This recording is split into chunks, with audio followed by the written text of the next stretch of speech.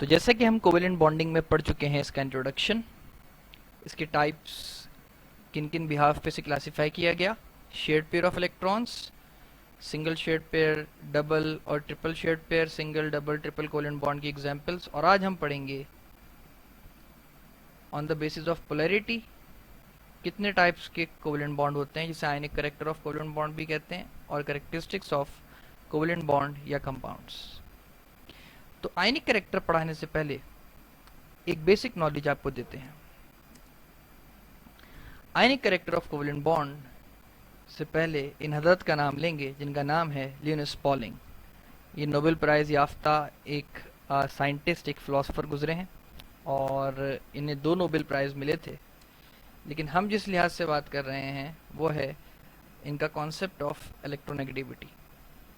Mister Linus Pauling ने एक chart दरियाफ्त किया, डेटाबेस जिसे हम कहते हैं, जिसमें इन्होंने इलेक्ट्रोनेगेटिविटी की वैल्यूज़ बताई। आपको प्रोडक्ट टेबल जैसे ही एलिमेंट्स नज़र आ रहे हैं, पर यहाँ पे हर एलिमेंट के पास कुछ वैल्यू लिखी है, जैसे हाइड्रोजन के पास 2.1 ऑनवर्ड्स। तो इन्होंने कोवेलेंट बॉन्ड के अंदर आयनिक कैरेक्टर कैसे जनरेट किया ये समझाते हैं और हमें कैसे एक्सप्लेन किया।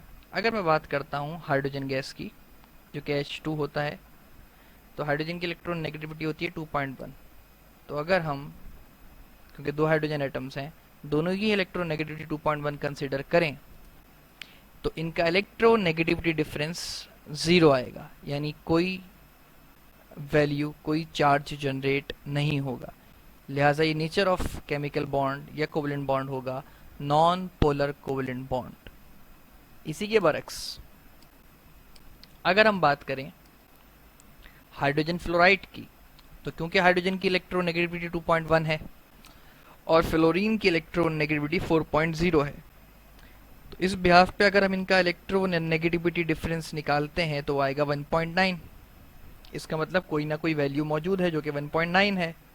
इस तरह के आपके पास कोवेलेंट बॉन्ड के अंदर जो लेस इलेक्ट्रोनेगेटिव होगा एटम, उस पर पार्शियल पॉजिटिव चार्ज आएगा, और जो मोर इलेक्ट्रोनेगेटिव होगा उस पर पार्शियल नेगेटिव चार्ज आएगा। ये साइन ऑफ पार्शियलिटी है, ये डेल्टा भी कहा जाता है इसे, और इसे पार्शियल पॉजिटिव और पार्शियल नेगेटिव की सिंबलाइजेशन के लिए यूज़ करते हैं।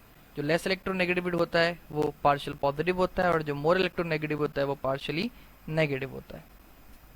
नेचर ऑफ केमिकल बॉन्ड हमारे पास हो जाएगा पोलर कोवेलेंट बॉन्ड। तो इस बिहाफ पे क्लासिफिकेशन ऑफ कोवेलेंट बॉन्ड अगर हम पोलैरिटी के एतबार से पढ़ें तो ये 2 हैं, पोलर कोवेलेंट बॉन्ड और नॉन पोलर कोवेलेंट बॉन्ड, जैसा कि आपने अभी देखा पीछे। तो इनकी पॉइंट्स क्या हैं ये देखते हैं।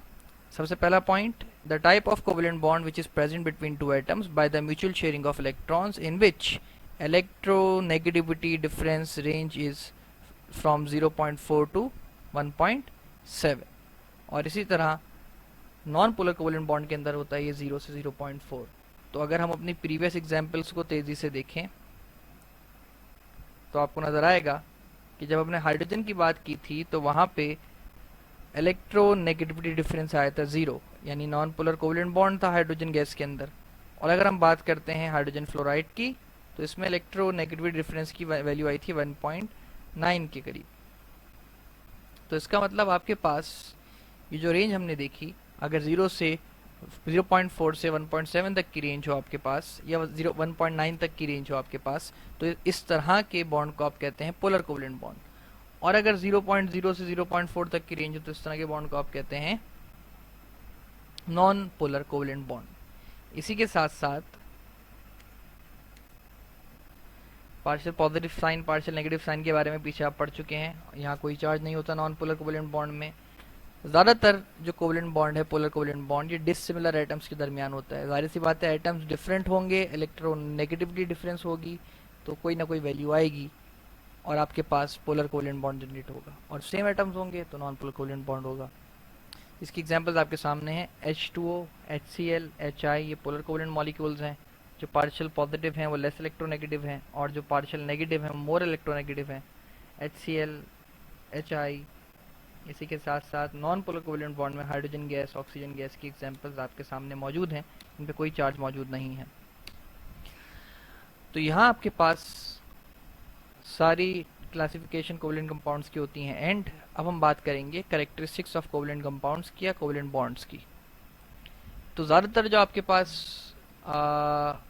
कोवलेंट कंपाउंड्स होते हैं या तो ये लिक्विड्स होते हैं, गैसेस होते हैं, या ये ग्रीसी सॉफ्ट सॉलिड होते हैं। जैसे कि आपको नज़र आ रहा होंगे कुछ एग्जांपल्स, इसमें ग्रेफाइट, डायमंड, क्योंकि अब तक का इंसानों का मालूम करदा हार्डेस्ट मटेरियल मौजूद है, ये सब कोवलेंट कंपाउंड्स हैं। इसी के साथ साथ इनके बॉइलिंग पॉइंट्स की वैल्यू काफ़ी कम होती है सिवाय वाटर के या उस जैसे मॉलिक्यूल्स के। क्यों? क्योंकि वाटर और इस जैसे मॉलिक्यूल्स के अंदर intermolecular forces, van der Waals forces थोड़ी स्ट्रांग होती हैं। आपको नज़र आ रहा होगा intermolecular forces, van der Waals forces और हाइड्रोजन बॉन्डिंग के एतबार से वीक फोर्सेस होती हैं और हाइड्रोजन बॉन्डिंग स्ट्रांग फोर्स होती है।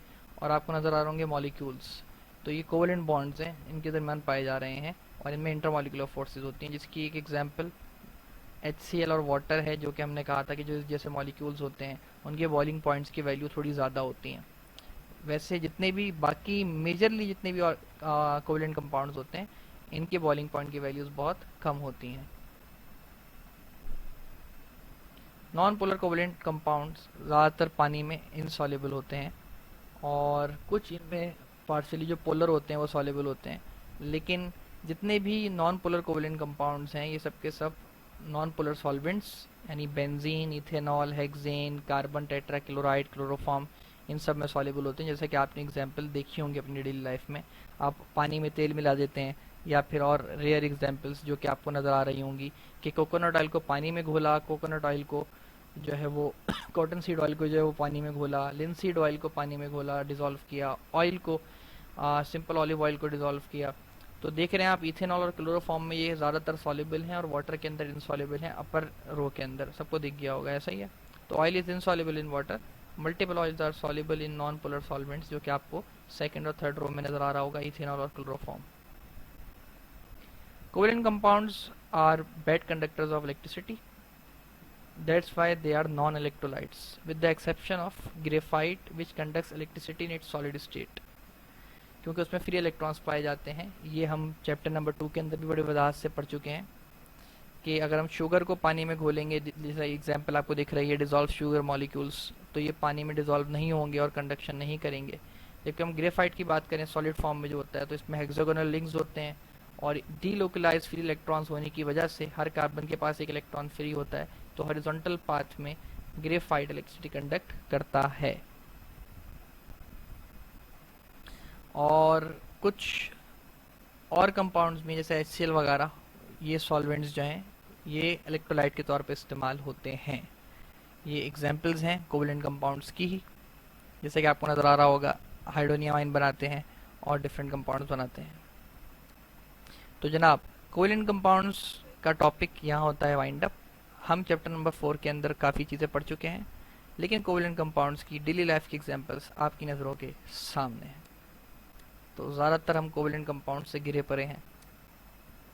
मिलते हैं आपसे अगले लेक्चर में। Thank you very much.